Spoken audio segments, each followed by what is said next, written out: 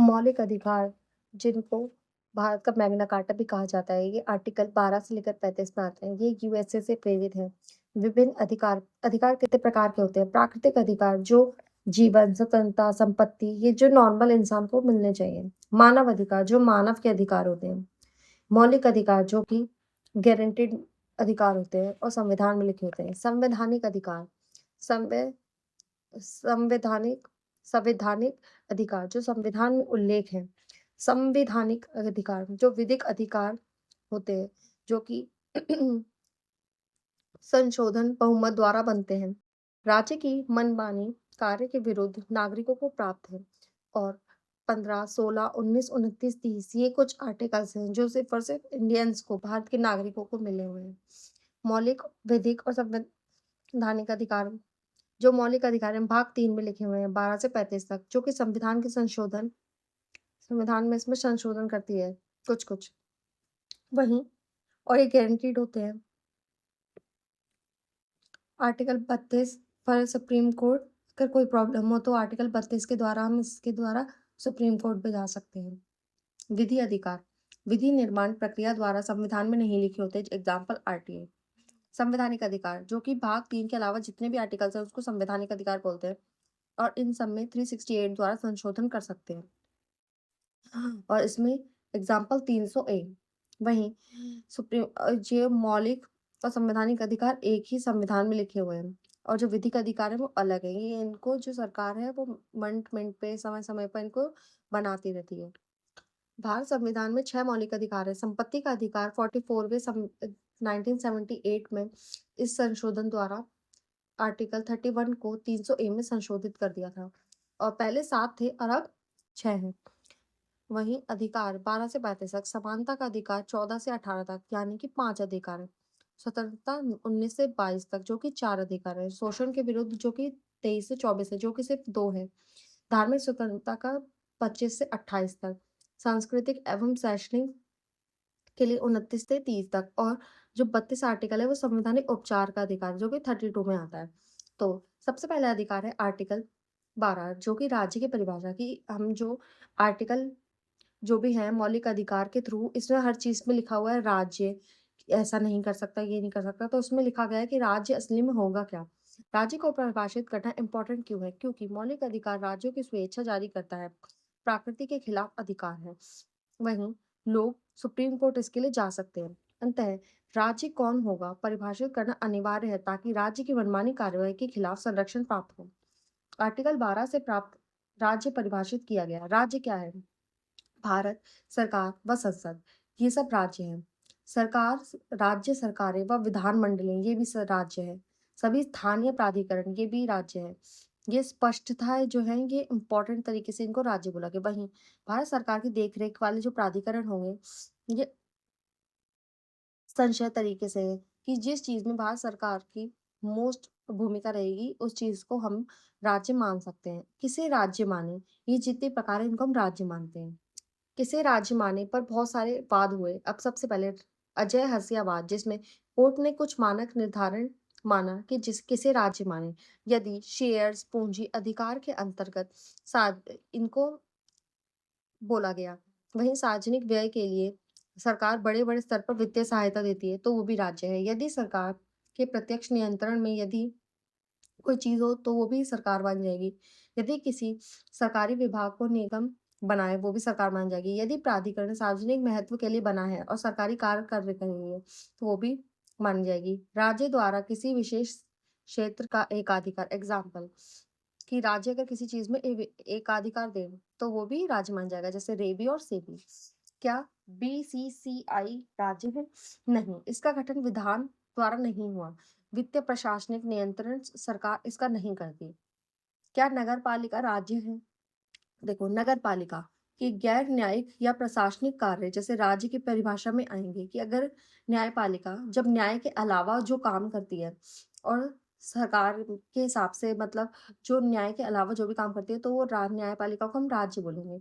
वहीं न्यायपालिका अगर न्यायिक कार्य में कर रही है, न्यायिक कार्य कर रही है, न्याय दे रही है लोगों को तो वो राज्य नहीं माना जाएगा क्योंकि न्यायपालिका सुप्रीम कोर्ट द्वारा दिया गया निर्णय नहीं निर्णय और फंडामेंटल राइट्स का उल्लंघन नहीं कर सकती। अंततः न्यायिक कार्यों को राज्य की परिभाषा में शामिल नहीं किया जाएगा। आर्टिकल 13 ये कहता है, न्यायिक समीक्षा मौलिक अधिकार के अंतर्गत क्या उनका अल्पीकरण करने वाली विधियां की न्यायिक समीक्षा के बारे में जानते हैं। आर्टिकल 13 ए कहता है, संविधान के पूर्व की विधियों जो फंडामेंटल राइट के अंतर अंशगत हैं, वो वहां तक ही अवैध होंगी जिसकी सीमा तक वो फंडामेंटल राइट्स का उल्लंघन करती हो।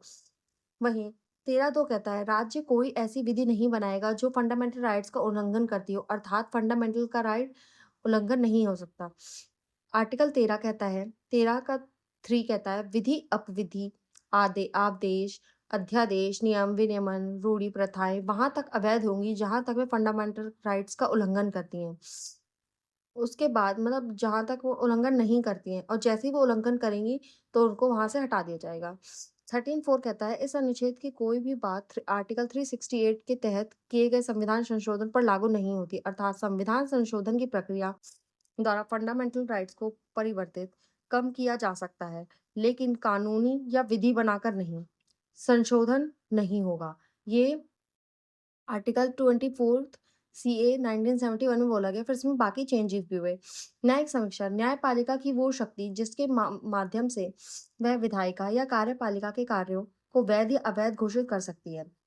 आर्टिकल 13 के तहत कानून विधायिका द्वारा स्थायी कानून अध्यादेश स्थायी कानून वैधानिक साधन जैसे आदेश गैर विधायी स्रोत ये सब इसके तहत है।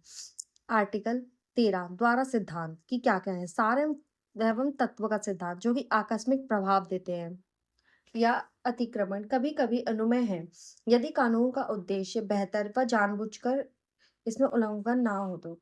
दूसरा है परिग्रहण का सिद्धांत। आर्टिकल 13 केवल फंडामेंटल राइट्स पे उल्लंघन वाले पार्ट को ग्रहण कर लेगा और उसको हटा देगा, छुपाया जाएगा, वो समाप्त नहीं होगा।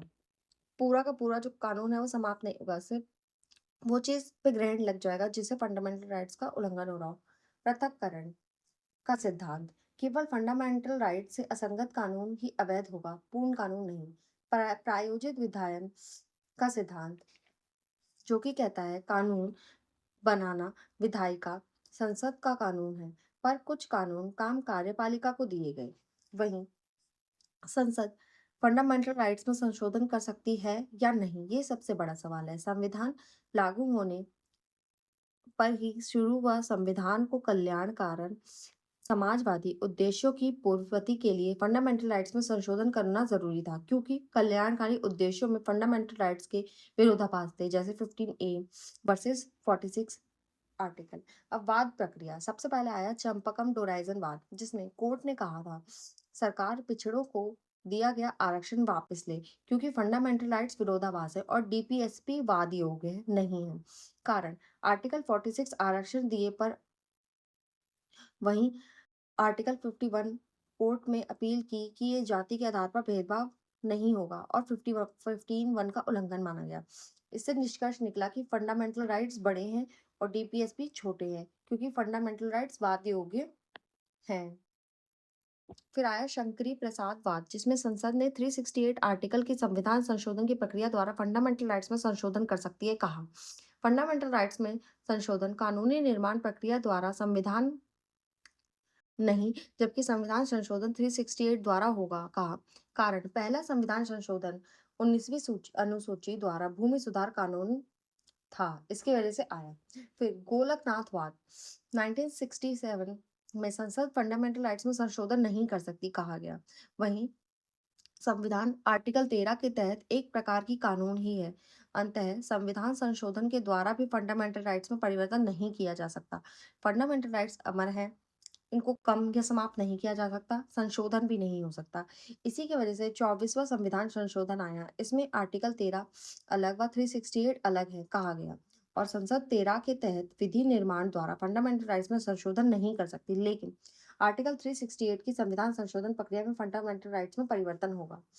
वहीं आर्टिकल फिर इसके बाद 25वां संविधान संशोधन आया, उसमें आया कि आर्टिकल 39B 39C को लागू करने के लिए फंडामेंटल राइट्स में संसद संशोधन कर सकती है। इस प्रकार के संशोधन फंडामेंटल राइट्स के उल्लंघन के आधार अवैध घोषित नहीं किए जा सकते।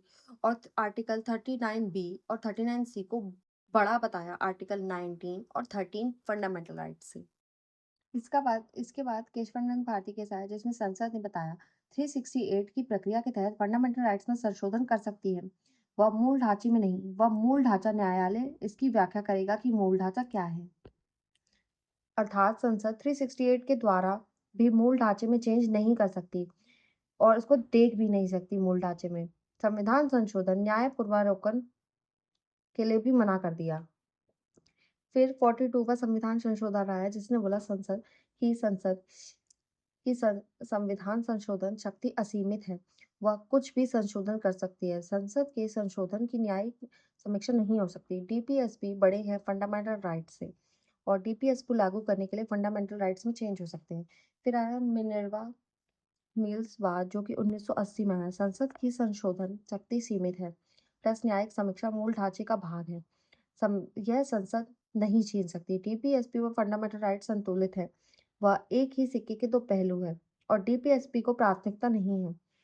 39 बी और 39 सी बड़े हैं फंडामेंटल राइट से और fundamental rights is equals to DPSP संतुलन का सिद्धांत कहता है। वहीं वामन राव ने बताया मूल ढांचे का सिद्धांत वैध है और इसकी वजह से 24 अप्रैल 1973 के बाद और संशोधन कर सकती है फंडामेंटल राइट्स में और 19वीं अनुसूची को वैधता मिली। मूल ढांचे को स्पष्ट है और बोला कि मूल ढांचे अस्पष्ट है, न्यायालय समय समय पर व्याख्या करेगा कि क्या है मूल ढांचा। संविधान की सर्वोच्चता, लोकतंत्र, गणराज्य, धर्मनिरपेक्षता, शक्ति का पृथक्करण, संविधान एकता अखंडता को बनाए रखना, इसके लिए बात की गई। आर्टिकल 14 से 18 जो कि समानता के अधिकार है। आर्टिकल 14 विधि के समक्ष समानता व विधियों के समान संरक्षण। भारत के इस राज्य क्षेत्र में नागरिक प्लस विदेशी को विधि के समक्ष समानता प्लस संरक्षण देता है। समानता, विधि सर्वोच्च है और समान सबके लिए है, कोई विशेष अधिकार नहीं है, भेदभाव नहीं है। ये हमने ब्रिटिश से लिया, ये नकारात्मक अवधारणा है, राज्य को किसी भी विशेष प्रावधान से रोकती है। संरक्षण, राज्य में न्याय स्थापित के लिए समान और समान लोगों को बढ़ावा देने के लिए, समान असमान को इक्वल करने के लिए व्यवहार किया जा सकता है, यानी कि वंचित वर्गों के लिए अतिरिक्त प्रयास कर सकते हैं और ये पॉजिटिव है। ये हमने यूएसए से लिया है। अर्थात संरक्षण के बिना समानता स्थापित नहीं हो सकती और उसके दोनों पूरक हैं। विधि का शासन, जो कि एवी डायसी इसके जनक थे, इन्होंने बताया विधि सर्वोच्च है, विधि के ऊपर कोई नहीं है, विधि के समक्ष समानता व इनके कोई अधिकार पर नो अधिकार पर भेदभाव है, अधिकारों को विधायी विधियों पर सर्वोच्चता है।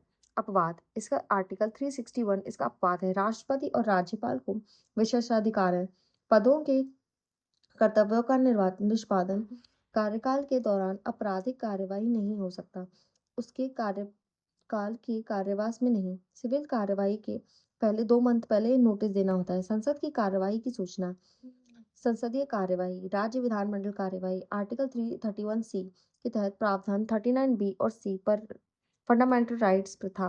वहीं राजनयिक विशेषाधिकार दूतावास को और संयुक्त राष्ट्र संघ, इन सब में अपवाद है और ये आर्टिकल 14 के तहत है।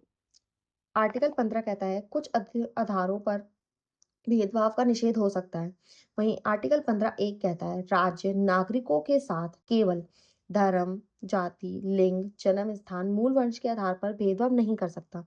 आर्टिकल 15(2) कहता है नागरिक अन्य नागरिकों के साथ के जाति, धर्म, लिंग, जन्म स्थान, मूल वंश के आधार पर भेदभाव नहीं कर सकता। और सार्वजनिक भोजनालय, सिनेमाघर एक्सेट्रा में राज्य प्लस निजी ये दोनों पर ही लागू होती है ये जो चीज है। अब कुछ अपवाद है। 15(3) कहता है इसमें राज्य महिलाओं व बच्चों के लिए संरक्षण दे सकता है और विशेष उपबंध कर सकता है, आरक्षण और विशिष्ट योजनाएं भी बना सकता है। फिर आया 15(4) जिसमें लिखा प्रथम संविधान संशोधन 1951 में हुआ।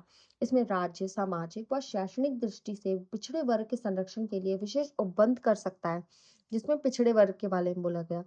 15(5) कहता है 93वें संविधान संशोधन द्वारा राज्य निजी शिक्षण संस्थानों के सहित सभी शिक्षण संस्थानों में SC ST हेतु विशेष उपबंध कर सकता है। 15(6) में 103 संविधान संशोधन 2019 में आया, जिसमें राज्य ईडब्ल्यूएस आर्थिक रूप से कमजोर तबकों के संरक्षण हेतु विशेष प्रयास कर सकता और उनको 10% तक आरक्षण दिया। आर्टिकल 16 कहता है लोक नियोजन के विषय में अवसर समानता सरकारी नौकरियों के हिस्से में। 16(1) कहता है सभी नागरिकों को लोक नियोजन की आवाज की समानता दी गई। आर्टिकल 16(2) कहता है राज्य किसी भी नागरिकों के केवल धर्म, जाति, लिंग, जन्म स्थान, मूल वंश, उद्भव और निवास के आधार पर लोक नियोजन भेदभाव नहीं करेगा। यही सारी चीज आर्टिकल 15(1) में भी थी, पर इसमें दो चीजें चेंज थी, जो कि उद्भव और निवास है। आधार पर लोक नियोजन में भेदभाव नहीं कर सकते। यह आर्टिकल केवल सरकारी नियोजन पर लागू होता है, निजी संस्थानों में इसमें कोई बाध्यता नहीं है। भाषा, शारीरिक, बौद्धिक क्षमता जैसे आधार सम्मिलित नहीं अर्थात इसके आकार पर कुछ न्याय संगत लागू हो सकती है। जैसे इसका अपवाद है 16(3) कुछ रोजगार के लिए निवास को एक आवश्यक शर्त के रूप में निहित किया जा सकता है, लेकिन ऐसे केवल संसद ही कर सकती है, राज्य विधानमंडल नहीं। सार्वजनिक नियोजन में निवास अपेक्षाएं होती हैं अधिक। 1957 इस अधिनियम के तहत संसद निवास को शर्त के रूप में निहित कर सकती है। 16(4) कहता है राज्य किसी भी पिछड़े वर्ग के लिए नियुक्ति के आरक्षण का उपबंध कर सकती है, एससी, एसटी और ओबीसी के लिए। फिर 16(4) कहता है कि 77वें संविधान संशोधन द्वारा 1992 में पदोन्नति में आरक्षण की व्यवस्था की गई एससी और एसटी के लिए। फिर 16(4)(b) में एससी एसटी के लिए कैरी फॉरवर्ड के आधार पर आरक्षण 50% से अधिक हो सकता है, को बताया। 16(5) में किसी भी धार्मिक संस्थान से संबंधित पदधारी उसी धर्म या धार्मिक समूह का ही होना चाहिए, यानी कि मंदिर में पुजारी हिंदू ही हो और मस्जिद में जो मौलाना हो वो मुस्लिम हो। 16(6) कहता है 103वें राज्य में ईडब्ल्यूएस के लिए 10% तक आरक्षण और सरकारी रोजगार दिया। बीपी मंडल की सिफारिश पर 1990 में ओबीसी को 27% व ईडब्ल्यूएस को 10% तक आरक्षण देने की बात की, जिस कारण वाद हुआ इंदिरा साहनी वाद, जिसमें ईडब्ल्यूएस का 10% तक आरक्षण अवैध और ओबीसी का 27% तक आरक्षण वैध माना गया। ओबीसी के क्रीमी लेयर को आरक्षण नहीं दिया जाएगा, पदोन्नति में आरक्षण नहीं मिलेगा, आरक्षण जो होगा वो 50% प्लस नहीं हो सकता। क्रीमी लेयर जिनका 8 लाख ईयर से ज्यादा इनकम हो ओनली फॉर ओबीसी पर लागू होगा, एससी एसटी पर नहीं। आर्टिकल 17 कहता है अस्पष्टता का उन्मूलन और उसको समाप्त कर दिया, क्योंकि अस्पष्टता जो बिल्कुल समाप्त कर दी गई। अनटचेबिलिटी स्पष्ट नहीं है, यह फंडामेंटल राइट्स केवल अत्यधिक है, अब एब्सोल्यूट है और उसका कोई अपवाद नहीं है।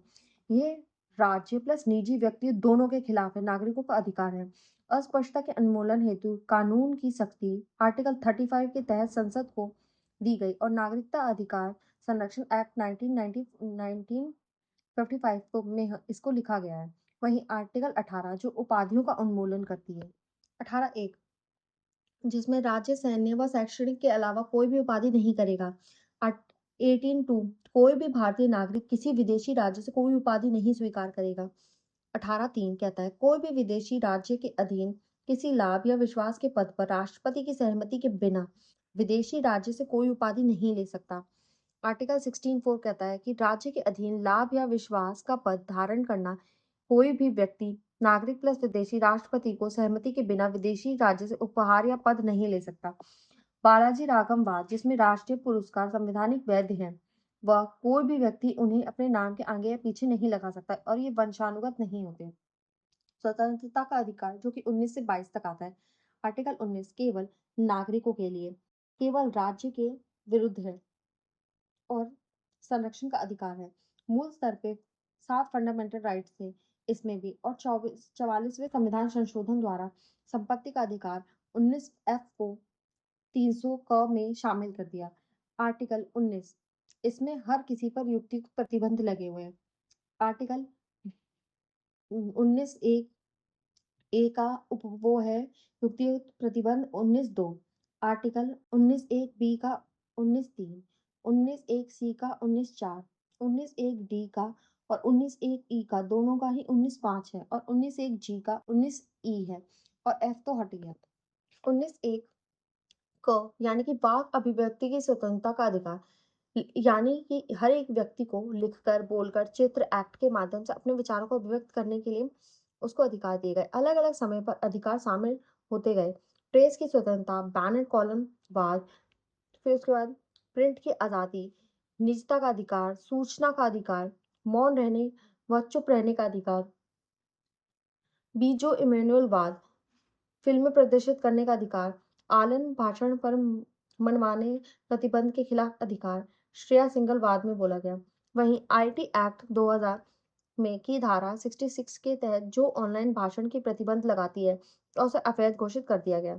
वहीं इंटरनेट का अधिकार, अनुराधा भाषित वाद जिसमें कश्मीर में 3670 हटा और विरोध शुरू हो गए और 200 दिन से ज़्यादा इंटरनेट बंद हो गया, जिसे सुप्रीम कोर्ट ने इंटरनेट का अधिकार दिया गया और 19(1) ए का फंडामेंटल राइट्स और 19(1) जी फंडामेंटल राइट्स के बारे में इसकी बात की। 19(2) के तहत 19(1) पर युक्तियुक्त प्रतिबंध निर्बंधन लगता है और ये सही निर्बंधन है। इसमें संप्रभुता, अखंडता, राज्य की सुरक्षा, विदेशी राज्यों के साथ मैत्रीपूर्ण सार्वजनिक व्यवस्था, शालीनता से नैतिकता, वहीं न्यायपालिका की अवमानना और मानहानि अपराध हेतु उकसाना। 19(1) ए निर्बंधन में युक्तियुक्त प्रतिबंध स्वतंत्रता, सकारात्मक और स्वतंत्रता किसी व्यक्ति की स्वतंत्रता से दूसरों की स्वतंत्रता बाधित नहीं होनी चाहिए, ऐसी बताई। वहीं 19(1) बी जिसमें शांति व हथियार सहित सम्मेलन का अधिकार दिया गया है। इसमें संगम हो सकता है, संघ बन सकते हैं, सहकारी समितियां 97 के द्वारा काफी सारी चीजें हुई और इसका अपवाद है 19(3) जिसमें युक्तियुक्त निर्बंध लगते हैं, संप्रभुता, अखंडता, सार्वजनिक व्यवस्था, धारा 144, धारा 144(1) इनके आधार पर भी निर्बंध लगाए गए। धारा 141(4) के तहत 5 लोग या किसी उससे अधीन लोग को एकत्रित होने का पर प्रतिबंध है। यहाँ यह धारा या सम्मेलन नहीं होगा। क्या सम्मेलन के अधिकार में विरोध करें? आंसर है हाँ। यह 19(1) की अभिव्यक्ति की स्वतंत्रता और 19(1) बी के सम्मेलन के माध्यम से विरोध है। फंडामेंटल राइट्स पर विरोध शांतिपूर्ण प्लस हथियार रहित होते हैं। 19(1) सी जिसमें संगठन की स्वतंत्रता दी गई, जिसमें 97वें संविधान संशोधन द्वारा राजनीतिक दल, क्लब एक्सेट्रा बना सकते हैं। संगठन या का सदस्य बनना बाध्यकारी नहीं होता, बाहर निकल भी सकते हैं, इसका नकारात्मक अधिकार है। वहीं 19(4) जो कहता है के तहत युक्तियुक्त प्रतिबंध लगते हैं, स्वतंत्रता, संप्रभुता, अखंडता, सार्वजनिक व्यवस्था, नैतिक हानि, हड़ताल की अधिकार, फंडामेंटल राइट्स नहीं होता। सरकारी अधिकार, हड़ताल का अधिकार, कानून व फंडामेंटल राइट्स दोनों ही नहीं होते इनके पास। फ्रॉम टी के रंगराजन बाद 19(1) डी नागरिकों को देश के संपूर्ण क्षेत्र में आबाद आवागमन और संचरण का अधिकार है। देश के अंदर आवागमन का अधिकार है, विदेश जाने का नहीं। वहीं आर्टिकल 19(5) युक्तियुक्त निर्बंधन है, जिसमें जनजातीय क्षेत्र, सार्वजनिक व्यवस्था, नैतिक को हानि ना हो। 19(1) डी देश के अंदर का अधिकार कि देश के अंदर जा सकते हैं और आर्टिकल 21 कहता है से देश से जाने वापस आने का अधिकार। 19(1) ई कहता है निवास की स्वतंत्रता यानी कि बसना। इस पे नियुक्ति युक्त प्रतिबंध लगते हैं कि 19(5) आदिवासी क्षेत्रों में बाह्य लोगों के निवास जाने पर प्रतिबंध। 19(1) एफ कहता है जो 44वें संविधान संशोधन द्वारा संपत्ति का अधिकार 301 में जोड़ दिया गया है। 19(1) जी कहता है व्यापार की स्वतंत्रता युक्त निर्बंध लगाए गए कि 19(6) की अनैतिक और वृत्ति सामान नहीं बेच सकते। आर्टिकल 32 कि जैसे ही आर्टिकल 352 आएगा 19 स्वतः निलंबित हो जाएगा और युद्ध, बाह्य आक्रमण में, सशस्त्र विद्रोह में ये निलंबित नहीं, ये मतलब जो है ये कि युद्ध और बाह्य आक्रमण में होगा, लेकिन जो 44वें संविधान संशोधन द्वारा इसमें चेंज किया गया कि सशस्त्र विद्रोह होगा तो आर्टिकल 19 निलंबित नहीं होगा। आर्टिकल 20 और 21 आपातकाल में भी निलंबित नहीं होते। आर्टिकल 20 जो कहता है अपराध हेतु दोष सिद्धि के संबंध में अधिकार और अत्यधिक दंड के खिलाफ जो है यही है। 20(1) कहता है कि पूर्वव्यापी अथवा भूतलक्षी विधान नहीं है, यानी कि केवल अपराध के मामले में लागू, सिविल मामले में नहीं। यह एक व्यक्ति अपराध हेतु जब दोष सिद्धि नहीं कहलाएगा जब तक उसने ऐसा काम ना किया हो जो उसके एक अपराध में आरोपित ना हो, उससे अधिक दंड का भागी नहीं जो अपराध करते समय विधि द्वारा लागू नहीं हुआ। वहीं आर्टिकल 20 2 कहता है दोहरे दंड से संरक्षण, ओनली न्यायालय द्वारा ही दोहरा दंड माना जाएगा। एक व्यक्ति को एक ही अपराध के लिए एक से ज़्यादा बार दंडित नहीं किया जा सकता, ओनली आपराधिक मामले पर, सिविल मामले में नहीं। आर्टिकल 20(3) जिसमें स्वयं के विरोधी गवाही देने का संरक्षण आपराधिक मामले में है और सिविल मामले में नहीं, लेकिन भौतिक साक्ष्य देने से इनकार नहीं कर सकता इंसान। आर्टिकल 21 कहता है जीवन एवं व्यक्तिगत स्वतंत्रता का संरक्षण, विधि के अतिरिक्त व्यक्ति को आर्टिकल 21 से वंचित नहीं किया जा सकता। ये नागरिक प्लस विदेशी को है, इसमें प्राण एवं दैविक स्वतंत्रता विधि द्वारा स्थापित की गई है। आर्टिकल 21 में संकीर्ण व्याख्या करता है। आर्टिकल 1 के गोपालनवाद जिसमें 1950 में निवारक निरोधन के संवैधानिक मांग के लिए 19 और 21 को अलग 19 व 21 अलग है, वह ओनली विधि द्वारा स्थापित प्रक्रिया ही इसको चेक कर सकते हैं न्यायालय। फिर आया मेनका गांधी बनाम 1978 में, जिसमें मेनका का पासपोर्ट जब्त हो गया। उन्होंने 14, 19 और 21 का उल्लंघन माना। इससे उन्होंने न्यायालय ने बोला वह सार प्लस विधि कानून को चेक करेगी। आर्टिकल 21 में गरिमापूर्ण जीवन जीने का अधिकार बताया गया। न्यायालय केवल संसद को ही सही विधायिक प्रक्रिया से बने कानून की ही नहीं बल्कि उस कानून के सार उद्देश्य को भी देखेगा। भले ही कानून सही विधायी प्रक्रिया से बना हो, लेकिन यदि इसका उद्देश्य और सार सही नहीं है तो न्यायालय इसको अवैध घोषित कर सकता है। फिर इसके बाद आया गोल्डन ट्रिटी की अवधारणा जिसमें 14 आर्टिकल 14, 21 और 19 इन तीनों को गोल्डन ट्रिटी बताया और करंट में राइट टू डिजिटल एक्सेस भी आया है। विधि की उचित प्रक्रिया की शुरुआत केवल जीवन व व्यक्तिगत स्वतंत्रता ही नहीं बल्कि गरिमापूर्ण जीवन जीने का अधिकार आर्टिकल 21 का दायरा बढ़ाया। विधि द्वारा स्थापित प्रक्रिया क्या है? न्यायालय केवल ये देखेगा कि विधि सही प्रक्रिया से बनी है या नहीं। यदि विधि सही प्रक्रिया से है तो संसद या विधानमंडल द्वारा बनाई गई है तो उस विधि का द्वारा इसमें कार्यवाही वैध होगी। न्यायालय केवल विधि बनाने का सही प्रक्रिया को देखेगा, उसके बाद की विधि का सार एवं उद्देश्य क्या है ये न्यायालय नहीं देखेगा। विधि द्वारा स्थापित प्रक्रिया, विधि द्वारा उचित प्रक्रिया। विधि द्वारा स्थापित प्रक्रिया कहती है भारत के मूल संविधान न्यायालय को कम शक्ति। न्यायालय केवल कार्यकारी विवेकाधीन शक्तियों से लोगों के फंडामेंटल राइट्स को सुरक्षित कर सकते हैं, विधायिका कानून से नहीं। यह केवल सही प्रक्रिया के आधार पर मामले में मूल्यांकन करेगी, उसके सारे उद्देश्य में नहीं। विधि द्वारा उचित प्रक्रिया में क्या है? ओनली यूएसए में है ये, ज्यादा शासित है। कार्यकारी व विधायी दोनों में लोगों के अधिकार की रक्षा होती है। वह सारे व उद्देश्य के आधार पर मामलों का मूल्यांकन करेगा। आज भारत में स्थापित प्लस उचित दोनों है, मूलतः स्थापित प्रक्रिया थी। आर्टिकल 21 में केटी पट्टास्वामी मामले में निजता का अधिकार, आजीविका, सम्मानित जीवन के कैदियों के लिए और स्वच्छ पर्यावरण का सम्मान पूर्वक मृत्यु और 14 वर्ष की आयु निशांक शिक्षा। आर्टिकल 21 ए के तहत आर्टिकल 21 की हय करनी लगाने का अधिकार, सूचना का अधिकार आर्टिकल 19 ए और 21 है। यह आर्टिकल संविधान की नम्यता को बताता है। आर्टिकल 21 पहले 44वें संविधान संशोधन द्वारा 359 में निलंबित होता था। आज के टाइम पे 44वें संशोधन द्वारा 21 और 20 और 21 कभी निलंबित नहीं होते। आर्टिकल 21 ए जो कहता है शिक्षा का अधिकार, 86वें संविधान संशोधन द्वारा 2002 में ये इसको जोड़ा गया और ये मूल संविधान में नहीं था। 6 से 14 साल के बच्चों के लिए इसमें मुफ्त व अनिवार्य शिक्षा प्रदान करेगा। प्रारंभिक शिक्षा पर लागू 8वीं तक की परीक्षा तक। 86वें संविधान संशोधन द्वारा आर्टिकल 21 ए में फंडामेंटल राइट्स प्राथमिक शिक्षा का अधिकार 6 से 14 तक बच्चों को दिया गया। इसी के आधार पर 45वें डीपीएसपी में पहले यह था कि 6 से 14 बच्चों की शिक्षा दी जाती थी। आज उसपे राज्य प्रथा प्राथमिक शिक्षा अवस्था यानी कि 0 से 6 साल के बच्चों की शिक्षा के बारे में बात की गई है। आर्टिकल 51 जो है उसमें 11वां एफडी जोड़ा गया जिसमें माता पिता को 6वें 6 से 14 साल के बच्चों को शिक्षा देनी होती है।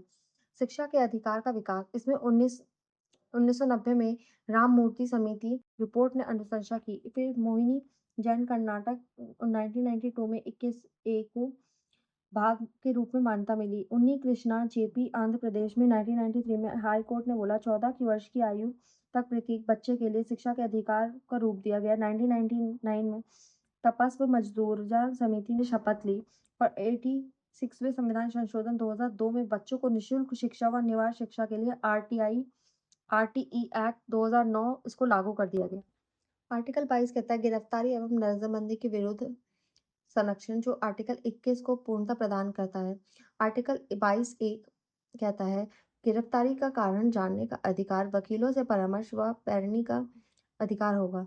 आर्टिकल 22(2) कहता है, 24 घंटे के अंदर निकटतम मजिस्ट्रेट के समक्ष उपस्थित होने का अधिकार दिया गया और इसमें यात्रा का समय नहीं जोड़ा जाता। 22(3) का अपवाद है, शत्रु देश के नागरिक को 22(1) ए और 2 अधिकार नहीं है। निवारक निरोधन कानून के तहत गिरफ्तार व्यक्ति होते हैं वो। 22(4) कहता है, निवारक नजरबंदी के तहत गिरफ्तारी व्यक्ति 3 माह से अधिक हिरासत में नहीं रख सकता। 3 मंथ से ज़्यादा गिरफ्तार रखने के लिए हाई कोर्ट के न्यायालय की अध्यक्षता में बनी कमेटी की सिफारिश की आवश्यकता होगी, अर्थात बिना किसी समिति की स्वीकृति अनिवार्य है। वहीं 22(5) कहता है, हिरासत में लेने का कारण बताना होगा व अपने पक्ष में रखने का अवसर देना होगा। 22(6) कहता है कि यदि कारण बताना जनहित के विरुद्ध तो कारण बताने की आवश्यकता नहीं होगी। 22(7) कहता है, निवारक नजरबंदी के संबंध में राष्ट्रीय स्तर पर कानून बनाने का अधिकार संसद को है। आपराधिक और जांच प्रक्रिया एक्सेट्रा। 7वीं अनुसूची में यह संघ और राज्य दोनों के मध्य शक्ति का बंटवारा को बताता है। संघ के कार्य राष्ट्रीय सुरक्षा के संदर्भ में कानून बनाने की शक्ति। 22 कहता है, राज्यों की सुरक्षा कानून व्यवस्था के संदर्भ में अपने राज्य के लिए कानून बनाने की शक्ति देता है, यूपी गुजरात एक्सेट्रा को। 22(7) कहता है, इसके पार्ट्स हैं 22(1), 2 जो कि दंडात्मक निरोध और जुर्म हो चुका है उस पर लागू होते हैं। 22(2) है अपवाद है, 22(3) अपवाद है, सॉरी। 22(4) से लेकर जो बाकी तक है वो है निवारक निरोध और नजरबंदी जुर्म हो सकता है उसके आधार पर। निवारक निरोधन द्वारा बनाए गए संसद के कानून। सबसे पहले है मीसा आंतरिक सुरक्षा अधिनियम 1971 जो 1978 में निरस्त हो गया। एनएसए जो कि राष्ट्रीय सुरक्षा अधिनियम 1980 भी लागू हो गया। टाडा एक्ट जो कि आतंकवादी व विघटनकारी की रोकथाम के लिए ये भी 1995 में निरसन हो गया। पोटा जो कि 2002 में आतंकवादी निवारण 2004 में निर्वस वो हो गया। यूएपीए जो गैर कानूनी शक्ति रोकथाम अधिनियम जो 1967, 2004, 2008, 2012, 2019 में संशोधन है और अभी भी लागू है।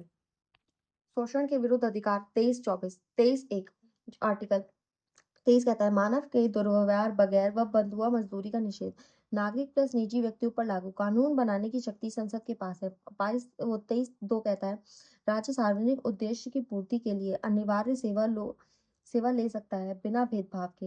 हाईकोर्ट निर्णय विशाल जीत ने 1997 में बाल तस्करी पर रोकथाम लगाई। गौरव जैन ने महिला यौन कर्मी तथा पुनर्वास के व्यापक निर्देश दिए। आर्टिकल 24 कहता है, कारखाने आदि बच्चों के लिए 14 वर्ष से कम उम्र के बच्चों को खतरनाक उद्योग में नियोजन पर प्रतिबंध। 14 वर्ष के बच्चों का हानि रहित या हानि रहित उद्योगों में नियोजन पर प्रतिबंध नहीं है। बाल संरक्षण का अधिकार इस अनुच्छेद का क्रियान्वयन करने हेतु संसद को कानून बनाने की शक्ति दी गई।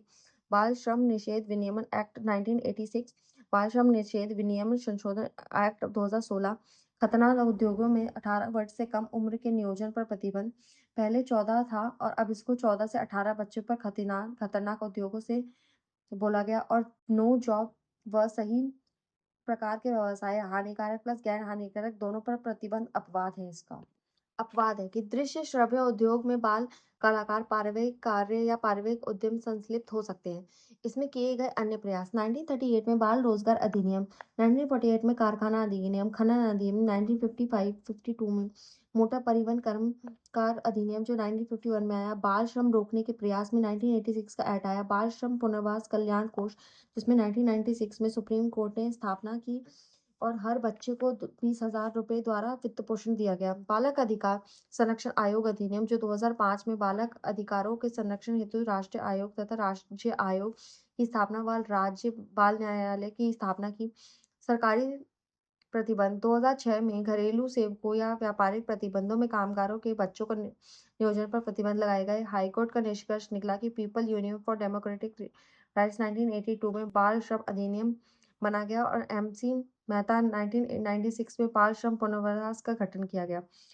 फिर अब आता है इसमें बंधुआ मुक्ति मोर्चा जो 1997 में आया जिसमें 14 से कम आयु वाले बच्चों को बाल श्रम निषेध व बच्चों को शिक्षा देने के अनिवार्य कर दिया गया। फिर बचपन बचाओ आंदोलन 2011 में आया जो कि सर्कस के बच्चों को नियोजन बाल पीड़ितों हेतु पुनर्वास योजना को स्थापित करेगा। बाल श्रम निषेध व विनियमन संशोधन अधिनियम जो 2016 में आया, सभी व्यवहारों पर बच्चे 14 से कम उम्र वाले बच्चों पर प्रतिबंध लगा दिया गया। वहीं खतरनाक व्यवसाय में 0 से 18 व प्रतिबंध परिवार में काम कर सकता है, बच्चा मनोरंजन कर सकता है। दंडात्मक प्रावधान है कि 6 से 24 मंथ और जुर्माना 20 से 50,000 लग सकता है अगर बच्चों से काम कराएँ तो। धार्मिक स्वतंत्रता का अधिकार जो कि 25 से 28 तक आता है। आर्टिकल 25 जो 25(1) कहता है अंतःकरण की स्वतंत्रता एवं धर्म के अबाध रूप से मानना, आचरण करना, प्रचार करने की स्वतंत्रता दी गई। लेकिन ज़बरदस्ती धर्मांतरण करा नहीं सकते। प्रचार का अधिकार लेकिन धर्मांतरण कराने का अधिकार नहीं है।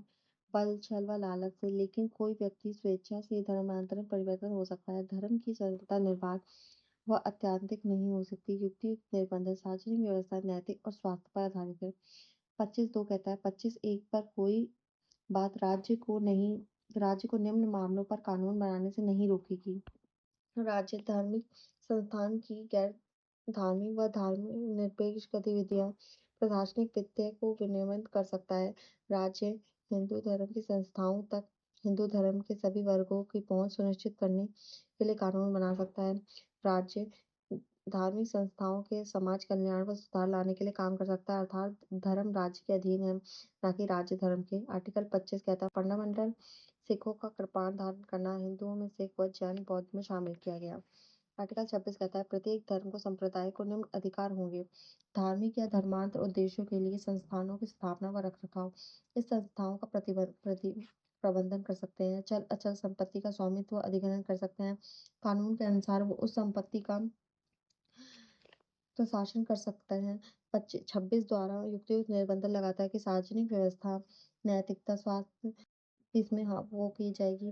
धार्मिक संप्रदाय यानी कि धर्म के प्रति विश्वास बनाए रखना, विशेष धर्म प्रथाओं, परंपराओं जो दूसरों से अलग है, उनको देखना, पृथक नाम से निर्देश संगठित होना, ईआरपी एसेंशियल रेजिडेंशियल प्रोग्राम्स में पार्ट्स की बात की गई, जहाँ नागरिकों को संपत्ति का फंडामेंटल राइट्स नहीं, वहीं धार्मिक संप्रदायों को फंडामेंटल राइट है, लेकिन कानून के अनुसार इसका प्रशासन किया जा सकता है। आर्टिकल 27 कहता है किसी विशेष धर्म की अभिवृद्धि के लिए करों का देव संदर्भित स्वतंत्रता यानी कि टैक्स नहीं पर शुल्क ले सकते हैं, कर नहीं ले सकते। राज्य को जनता को पैसा किसी धर्म के लिए खर्च नहीं करेगी अर्थात राज्य को एक धर्म की तुलना में दूसरे धर्म को पक्ष लेने संरक्षण हेतु समर्थन देने का प्रतिबंध करता है। राज्य सभी धर्मों का समान संरक्षण न केवल एक विशेष धर्म का करेगी।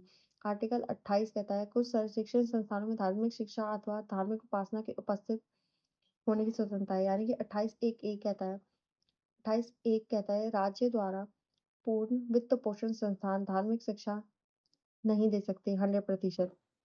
वहीं 28(2) कहता है राज्य द्वारा वित्त पोषित किसी विन्यास व न्याय के तहत गठित संस्थान को धार्मिक शिक्षा दी जा सकती है। 28(3) कहता है राज्य द्वारा मान्यता प्लस सहायता प्राप्त संस्थानों में धार्मिक शिक्षा दी जा सकती है लेकिन बाध्य नहीं कर सकते। फिर स्टैलिनवाद वाद आया जिसमें धर्मांतरण का अधिकार दिया गया। शिशुर मठवाद में धार्मिक संप्रदाय की परिभाषा दी गई। ईआरपी आवश्यक धार्मिक सिद्धांत जिसमें धर्म की इम्पोर्टेंट चीज करो तो धर्म खतरे में आएगा वो नहीं। अब आता है सांस्कृतिक एवं शैक्षणिक स्वतंत्रता जो कि 29 और 30 में है। आर्टिकल 29 कहता है अल्पसंख्यक वर्ग के हितों का संरक्षण जिसमें 29(1) कहता है नागरिकों के सभी वर्गों को अपने भाषा लिपि संस्कृति के संरक्षण का अधिकार है। 29(2) कहता है राज्य द्वारा सहायता प्राप्त शिक्षण संस्थान में किसी भी धर्म नस्ल भाषा के जाति के आधार पर प्रवेश पर प्रतिबंध नहीं लगाया जा सकता अर्थात राज्य द्वारा सहायता प्राप्त शिक्षण संस्थान में प्रवेश को इन आधारों पर इनकार नहीं कर सकते यह केवल अल्पसंख्यक पर नहीं है हर किसी के लिए है। आर्टिकल 30 कहता है शैक्षणिक संस्थानों की स्थापना और प्रशासन के लिए अल्पसंख्यकों का अधिकार जो है। 30(1) कहता है सभी अल्पसंख्यकों को अपनी शिक्षण संस्थानों की स्थापना व उनका प्रबंधन करने का अधिकार है। 30(2) कहता है राज्य शिक्षण संस्थानों को सहायक प्रदान करेगा और इस आधार पर भेदभाव नहीं करेगा कि कोई शिक्षण संस्थान में अल्पसंख्यक के प्रबंध में अधीन हो कि ओनली फॉर अल्पसंख्यक है। हमारे संविधान में भाग 30 में अल्पसंख्यक केवल 2 प्रकार के बताए गए पहले धार्मिक और दूसरा भाषा वाले। अल्पसंख्यक शब्द परिभाषित भी नहीं किया गया और एक सीमित अधिकार है।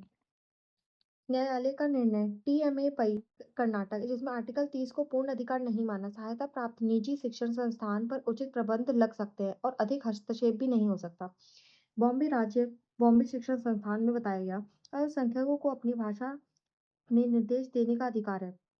सैन स्टीफन 1992 में बोला गया कि यह संस्थान अल्पसंख्यकों के 50% तक अपने लिए रिजर्व सीट रख सकते हैं और बाकी बाकी बाद में बाकी लोगों के लिए। फिर आता है आर्टिकल 32 संवैधानिक उपचारों का अधिकार, जो आर्टिकल 32 कहता है। इसमें डॉक्टर भीमराव अम्बेडकर ने आर्टिकल 32 को संविधान का हृदय और आत्मा कहा। ब्रिटेन से लिया गया है ये। आर्टिकल 32 कहता है कि मौलिक अधिकारों के प्रवर्तन लागू के लिए सुप्रीम कोर्ट जा सकते हैं। 32 कहता है supreme court of fundamental rights को लागू करने के लिए आदर्श रिट जारी कर सकता है।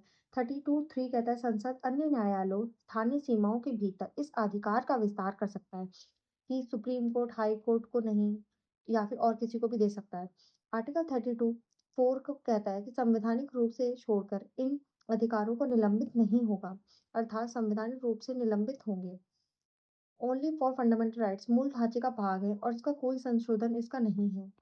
सुप्रीम कोर्ट का आर्टिकल 32 और हाई कोर्ट से आर्टिकल 226 के थ्रू हम सुप्रीम कोर्ट जा सकते हैं या हाई कोर्ट जा सकते हैं फंडामेंटल राइट्स के लिए। सुप्रीम कोर्ट के आर्टिकल 32 के तहत हम सिर्फ और सिर्फ फंडामेंटल राइट्स के लिए जा सकते हैं।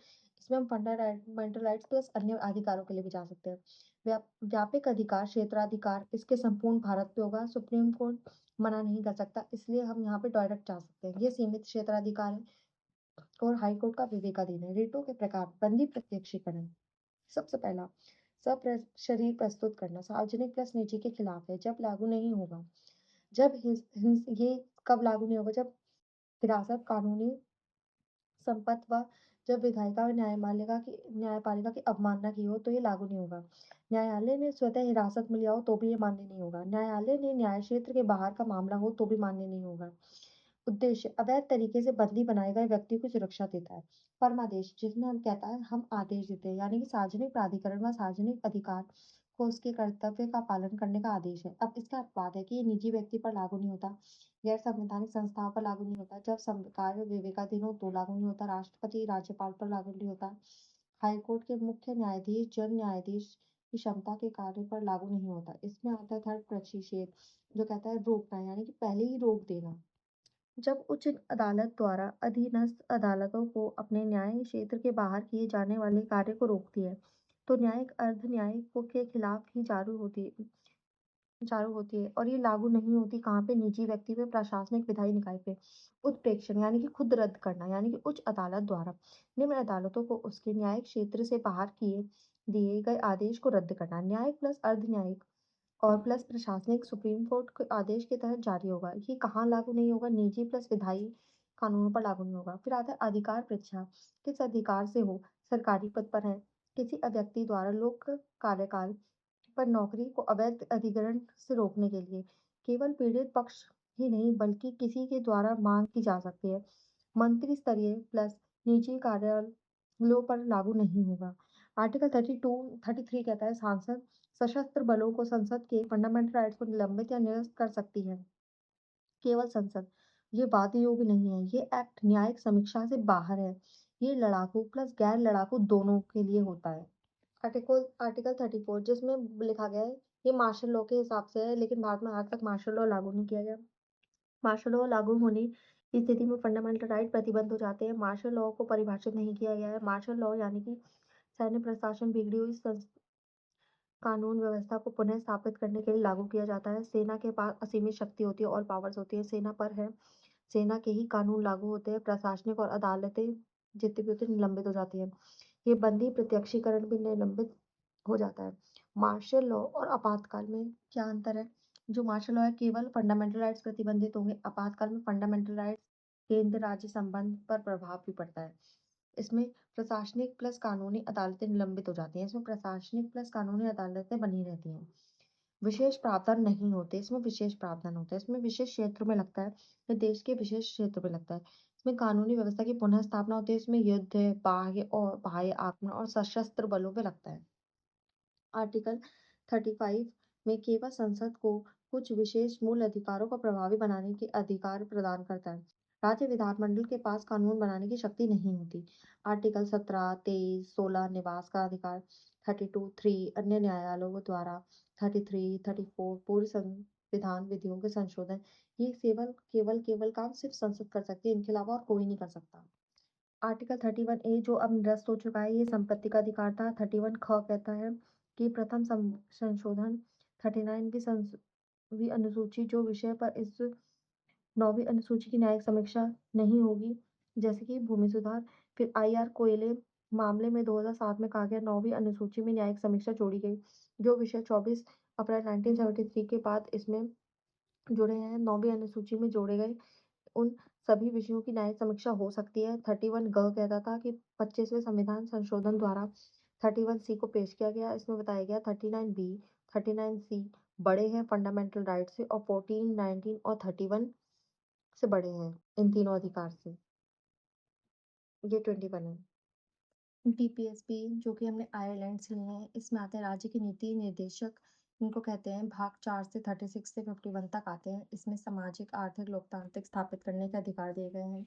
कल्याणकारी राज्य की अवधारणा है, ये बाध्य योग्य नहीं है, शासन के आधारभूत सिद्धांत है, आयरलैंड सिद्धांत से लिए गए हैं। DPSP को इनकी विशेषताओं के आधार पर इनको भागों में बांटा गया है। पहला समाजवादी, दूसरा गांधीवादी, तीसरा उदारवादी। तो आर्टिकल 36 है, और ये संविधान में नहीं लिखा है, इसका बंटवारा इनकी हम लोगों ने कर रखा है इसको समझने के लिए। तो सबसे पहला आर्टिकल है 36, जो कि है राज्य की परिभाषा, कि राज्य वही होगा जो भाग 3 में है। यानी कि जो आर्टिकल में भाग में जो भाग 3 के मौलिक अधिकार में जो भाग 12 है, जो कि किससे रिलेटेड है, राज्य की परिभाषा से, सेम इसका भी आंसर वही है। आर्टिकल 37 इस भाग के अंतर विशिष्ट तत्वों को लागू करना, यानी कि DPSP गैर प्रवर्तनीय अर्थात लागू नहीं कर सकते, इसके खिलाफ हम कोर्ट नहीं जा सकते। DPSP यह शासन के आधारभूत है, अर्थात राज्य का कर्तव्य होगा कि वो राज्य इनको लागू करने का प्रयास करेगा। आर्टिकल 38 कहता है राज्य लोक कल्याण की वृद्धि हेतु सामाजिक व्यवस्था बनाएगा। राज्य सामाजिक, आर्थिक, राजनीतिक न्याय को सुनिश्चित करने के लिए प्रयास करेगा, लोक कल्याण को बढ़ाएगा। आर्टिकल 38 का 2 कहता है राज्य आय की असमानताओं को कम करने का प्रयास करेगा, अर्थात क्षेत्रों व व्यवसायों में कार्यरत समूहों के बीच प्रतिष्ठा प्लस सुविधाएं और अवसर की असमानताओं को समाप्त करने का प्रयास करेगा। और ये 44वें संविधान संशोधन द्वारा इसको जोड़ा गया। आर्टिकल 39 कहता है कि राज्य द्वारा अनुसरणीय कुछ नीति तत्व, जैसे कि 19A में पुरुष और महिलाएं सभी नागरिकों को समान रूप जीविका प्राप्त साधन प्राप्त करने का अधिकार होगा। आर्टिकल 39B कहता है देश के भौतिक संसाधनों का उपयोग सामूहिक हितों के लिए होगा। 39C कहता है धन का संकेंद्रीकरण पर रोक, अर्थात संपत्ति व संसाधन का मुट्ठी भर लोगों के हाथ में ना हो। आर्टिकल 39D कहेगा पुरुष महिला समान कार्य के लिए समान वेतन देंगे। आर्टिकल 39E कहता है पुरुष व महिला कर्मकारों के स्वास्थ्य व शक्ति का तथा बालकों का सुकुमार बालक पुनः अवस्था का दुरुपयोग ना करें, ना हो, तथा आर्थिक आवश्यकताओं से विवश होकर ऐसे इसको यूज किया जाएगा, और इसमें रोजगार में ना जाना पड़े जो उनकी आयु व शक्ति के अनुकूल ना हो।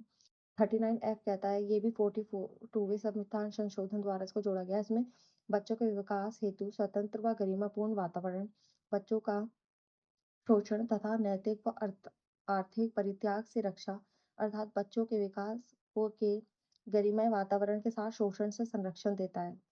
39A कहता है 42वें संविधान संशोधन में इसको जोड़ा गया समान न्याय और निशुल्क विविध सहायता, निशुल्क विविध सहायता संधि, इसमें जो 1987 के द्वारा जोड़ी गई, इसमें नलसा, सलसा और डलसा आए। नलसा यानी कि राष्ट्रीय विधिक सेवा प्राधिकरण, सलसा राज्य विधिक सेवा प्राधिकरण, डलसा जिला विधिक सेवा प्राधिकरण।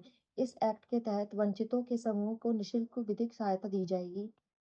आर्टिकल 40 कहता है ग्राम पंचायतों का संगठन, राज्य ग्राम पंचायतों के संगठन का प्रयास करेगा तो उन्हें वे शक्तियां व प्राधिकार प्रदान करने जो पंचायतों के कार्य करने के लिए आवश्यक हों। 73वें संविधान संशोधन द्वारा और 71वें संविधान संशोधन द्वारा ये अनुसूची 1 में लिखा गया है, और ये अनुसूची 2 में लिखा गया है। पंचायतों के बारे में भाग 9 में पंचायतों के बारे में लिखा गया है, भाग 9A में नगर पालिकाओं के बारे में लिखा गया है। आर्टिकल 41 कहता है आर्टिकल 41 कहता है कि कुछ दिशाओं में काम, शिक्षा व लोक सहायताएं पाने का अधिकार, काम, शिक्षा व कुछ परिस्थितियों में लोक सहायता पाने का अधिकार। इसमें राज्य अपनी आर्थिक समर्थाओं के भीतर काम, शिक्षा, लोक सहायता का उपबंध करेंगे। इसमें बेगारी, बुढ़ापा, बीमारी, निःशुल्क और एक्स्ट्रा बुढ़ापों को पेंशन देने की बात की गई। आर्टिकल 42 जो है काम की न्याय संगत और मानवोचित दशाओं को तथा प्रस्तुति यह राज्य करेगा। आर्टिकल 43 कहता है काम कर्मकार के लिए निर्वाह मजदूरी आदि निर्वाह योग्य मजदूरी शिष्ट जीवन स्तर ये राज्य व्यवस्था करेगा। अवकाश इत्यादि देगा। राज्य कुटीर उद्योगों को प्रोत्साहन देगा। आर्टिकल 43 ए कहता है कि 42वें संविधान संशोधन में उद्योग से के प्रबंधन में कर्मकारों की भूमिका बढ़ाने का राज्य प्रयास करेगा। आर्टिकल 43 बी कहता है इसको 97वें संविधान संशोधन द्वारा जोड़ा गया।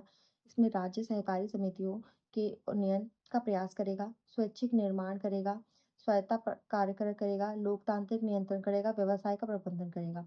97वें संविधान संशोधन द्वारा 3 काम हुए।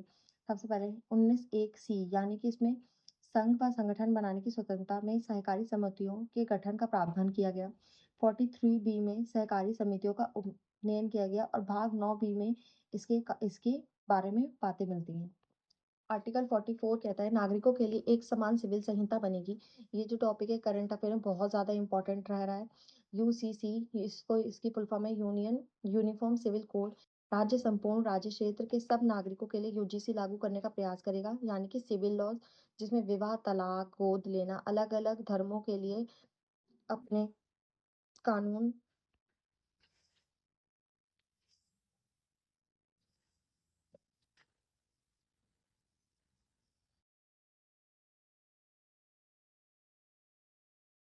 के लिए सिविल कानून समान नहीं होते। पक्ष में तर्क है यूजीसी क्यों लागू करना चाहिए। सभी नागरिकों हेतु समान दर्जा मिलेगा। लैंगिक समानता का न्याय व आदर्श होगा। पर्सनल लॉ का विवादग्रस्त समाप्त हो जाएगा। राष्ट्रीय एकता को बढ़ावा मिलेगा। वैध सरकार से अपेक्षा कर सकते हैं। न्यायिक घोषणा न्यायालय समय समय पर यूजीसी लागू करने का समर्थन में सकारात्मक पक्ष रखता है। शाहबानोवाद इसका एग्जाम्पल है। लेकिन विपक्ष में तर्क ये हैं विविधता के कारण व्यवहारिक कठिनाई होंगी। अल्पसंख्यकों के मध्य का कारण होगा। स्वतंत्रता के मौलिक अधिकारों का उल्लंघन करता है। यूजीसी के प्रारूपण के विरुद्ध है। निष्कर्ष यूजीसी विकासशील प्लस प्रगतिशील अवधारणा है जो समानता स्वतंत्रता को बढ़ावा देगा। यूजीसी पर सुझाव यूजीसी विकासशील पर प्रगतिशील अवधारणा है। यह एक बार में पूर्ण रूप से लागू ना करके इसको चरणबद्ध तरीके से लागू किया जाना चाहिए। अम्बेडकर जी का तर्क था यूजीसी को इस प्रकार से लागू किया जाए कि जो भी इसे स्वेच्छा से लागू करना चाहे उसे करे और उन पर लागू हो और बाकी पर बाध्यकारी ना हो। राय का प्रयास हो। यूजीसी प्रगतिशील विचार है लेकिन लोकतांत्रिक तरीके से ही लागू हो तो बेहतर होगा ताकि व्यवहार में भी लागू करना आसान हो। आर्टिकल 45 कहता है प्रारंभिक शैशवावस्था की देखरेख तथा 6 वर्ष से कम आयु के पूर्ण बच्चों को बालकों के लिए शिक्षा का प्रावधान है जो कि 0 से 6 साल के बच्चों के लिए शिक्षा का प्रावधान किया गया। मूलतः 6 से 14 साल के बच्चों का शिक्षा का प्रावधान पर 86वां संविधान संशोधन करके इसको बदल दिया गया और उसको उसमें जोड़ दिया गया मौलिक अधिकारों में। एससी एसटी तथा अन्य दुर्बल वर्गों के शिक्षा व अर्थ संबंधी हितों की अभिवृद्धि। राज्य सुप्रीम वो एससी एसटी व दुर्बल वर्गों के लिए 46वां प्रयास करेगा व शोषण से रक्षा करेगा। आर्टिकल 47 कहता है राज्य पोषाहार स्तर और जीवन स्तर को ऊंचा करने के लिए लोक स्वास्थ्य में सुधार करेगा और उसमें से राज्य करेगा व लोक स्वास्थ्य सुधार करेगा। मादक पेय पदार्थ हानिकारक औषधियों का प्रयोजन भिन्नता यूज पर प्रतिबंध कराएगा। पोषाहार जीवन स्तर में सुधार करेगा। आर्टिकल 48 कहता है राज्य कृषि व पशुपालन के आधुनिक और वैज्ञानिक तरीके से संगठित करने का प्रयास करेगा। विशेष नस्लों के संरक्षण व सुधार के लिए कदम उठाएगा व गायों बछड़ों व अन्य सुधारों के लिए वाहक पशुओं के वध पर प्रतिबंध लगाएगा। आधुनिकता से बचाव एक्सेट्रा जीटी फसलें कृषि पशुपालन आधुनिक व वैज्ञानिक संगठन नस्लों के संरक्षण प्लस सुधार के उपाय भी 48 में लिखे गए हैं। 48 ए कहता है आर्टिकल जिसमें पर्यावरण का संरक्षण तथा संवर्धन वन्य तथा वन्य जीवों की रक्षा करना। 42वें संविधान संशोधन द्वारा इसको जोड़ा गया।